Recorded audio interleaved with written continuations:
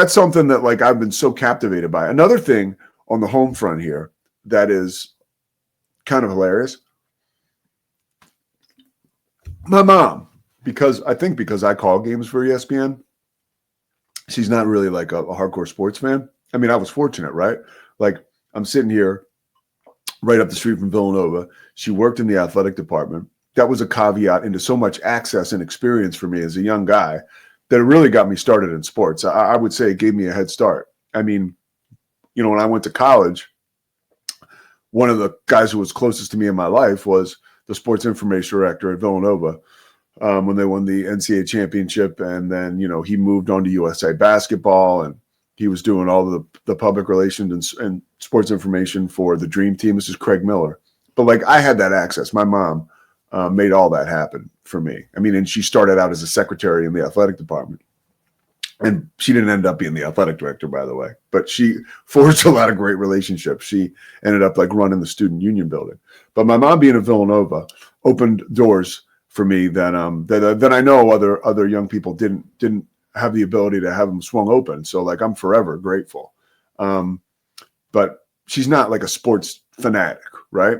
I can remember, I will say this, sitting at home here, and I got an email from ESPN like, hey, we want to confirm you for 3 NIT games, first round, second round, and the quarterfinals. And I do, you know, you think you kind of have these moments like of like gratitude. And I was like, wow, like that's really cool.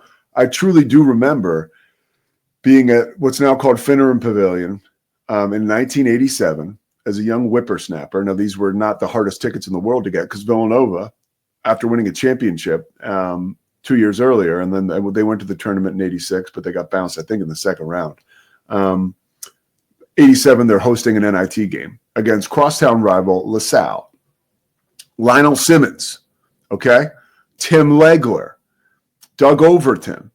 Legler hit a buzzer beater to beat Villanova in the NIT. I was right there. I was like second or third row. Again, like the tickets weren't impossible to get. I was sitting with my mom. I remember I was so devastated.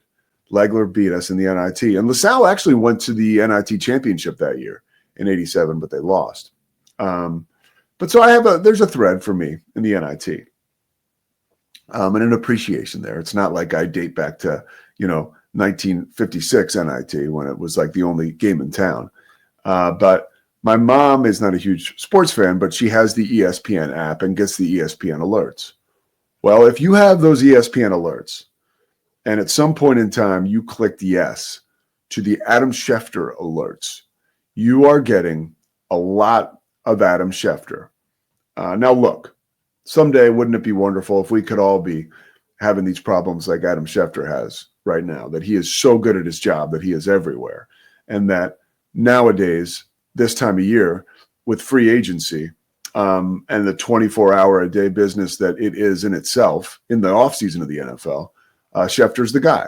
But he has been blowing up everyone's phone with all of these transactions. Like my mom does not care that Laramie Tunsil got traded. So she doesn't need like the 5 alerts about it. And guess who hears about it? Me. The conversations. Right? Who is this? Do you know this Adam Schefter? My mom had a stroke. She's doing great, by the way. Again, downstairs working with the occupational therapist right now. Who's this Adam Schefter? I'm like, oh, he's amazing. His job, Why do I keep getting those alerts? I'm like, look, I'm getting them too. At this point, I think we just power through it. I think I get to see who these updates are and what the transactions are, and I move forward with an appreciation, a little bit of knowledge as to what's going on. My mom is just annoyed, and Adam Schefter is pushing her to the brink.